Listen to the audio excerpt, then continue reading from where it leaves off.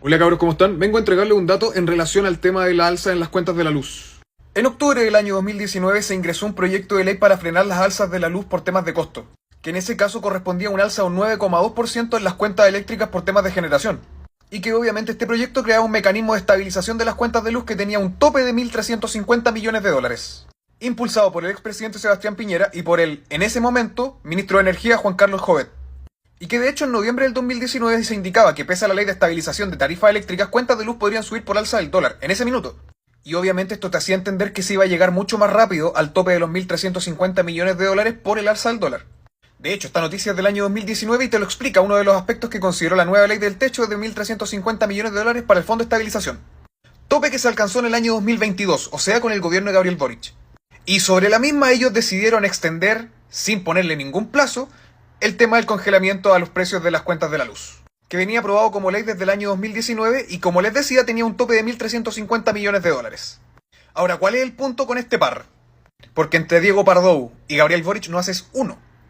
Al día de hoy esa deuda es de 6.000 millones de dólares. 6.000 millones de dólares.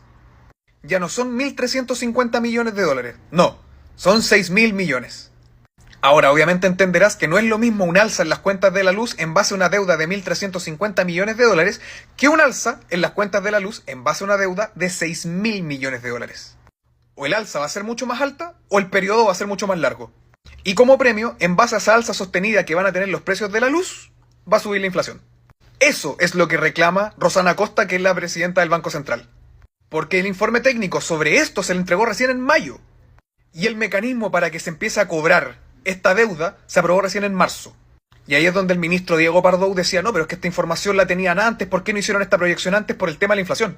El tema es que en marzo, junio, septiembre y diciembre es que el Banco Central elabora los informes de política monetaria, que es el famoso IPOM, donde da las proyecciones de la inflación.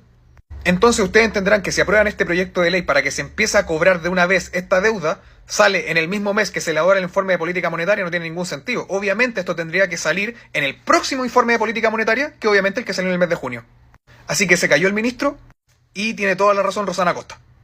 Básicamente, ¿qué se puede desprender de esta cagada?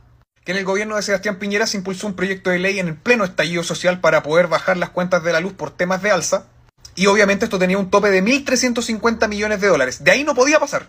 Y gracias a este par, esa deuda ya va en 6.000 millones de dólares.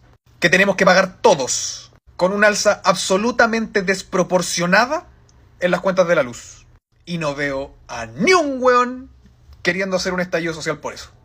¿Cómo era el lema? ¿No son 30 pesos, son 30 años? O sea que por 30 pesos dejaron la cagá.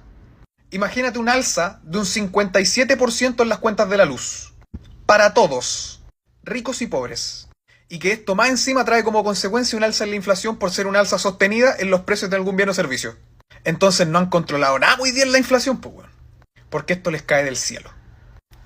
Tu gobierno